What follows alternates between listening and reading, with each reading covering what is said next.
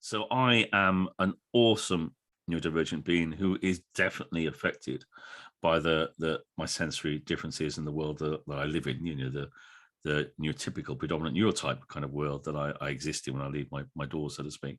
And it can have a tremendous, it can at times have a tremendous negative effect upon me. I can go back to my youth, I can go back to my childhood now and look at what I was going through, with adult eyes on, so to speak, realizing that I had, my sensory differences, and realizing the pain, the anger, the trauma I was going through because of the weather around me, and because and also because it was my parents. Sadly, my mother's no longer with me, but my father still is. They were very much of that era when it was must go abroad, must go on holiday, and it was it was the era when if you to fit in with everybody else, it had to be a good holiday abroad. So it was hot weather holidays. I hate hot weather, or hated. I got used to it a little bit of late because of going to Lovely Nepal, but I can remember despising those holidays, hating the sunshine, and an individual that burns really easy. And I can remember going back to, there's all the cultural based stuff as well and so on. But yeah, I am pressured by this weather around myself, and do feel very much so. I have a favorite season, and I'm going to say it's winter. I have an absolute love of minus temperatures and cold weather, and I adore it. If you got the right kit, I used to do a lot of outdoor stuff, but I am much more of a it's cold weather person than I am shorts and t-shirt and it's boiling hot, because I don't exist in that kind of weather at all, and haven't done for as long as I can remember.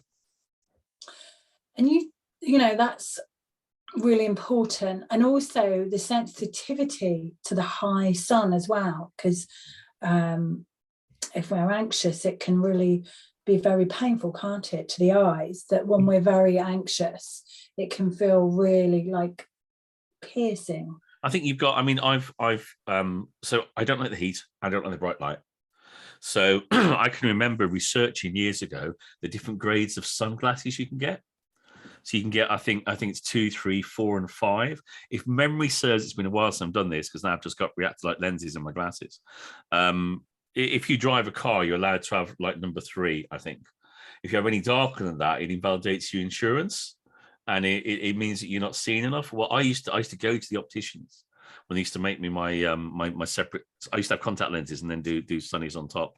And when that all changed and very focused, I go, give me the darkest lens you can. They go, and they would say to me, do you drive? And I go, no, but I need the darkest lens I can have, please. So when I got my reactor lights and the glasses I got now, I said to them, what's the darkest lens you could give me? And they said, well, we kind of fixed by chemistry, really.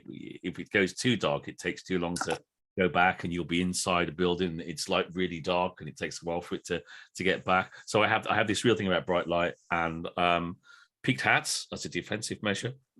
My telly, I've got various tellies, winter tellies and summer tellies and autumn tellies. They're hats, they're brilliant. Great UVF, 50 in terms of keeping the harmful bits of the sun's rays out, and brilliant in blocking bright light. And I very often will wear a hat and do that. So I'm very much my defense gear, my defense tools when I go outside the front door are very often the darkest sunglasses I can get, and definitely a hat too. And at times keeping out bright light. I will often, when it's really sunny, I might often head for the shady side of the road. But it's just another tool I can use, but it reduces the impact of that bright sunlight upon me. And I've never been. Occasionally I've tried it. I am not one of those individuals that lies down at the beach or sits in a deck chair, because I get bored. My mind is racing. I get so bored, and B, I just don't like it. It just doesn't feel right in any shape or form whatsoever to me. But there'll be other individuals out that will love the warmth of the sun, that will love the bright sunlight and seek it, sensory seeker, sensory defensive, all the rest of it. Depends very much upon the individual. But yeah, and then, and again, we talked briefly to begin with, if you're on some forms of medication, that can raise your sensitivity to sunlight and so on.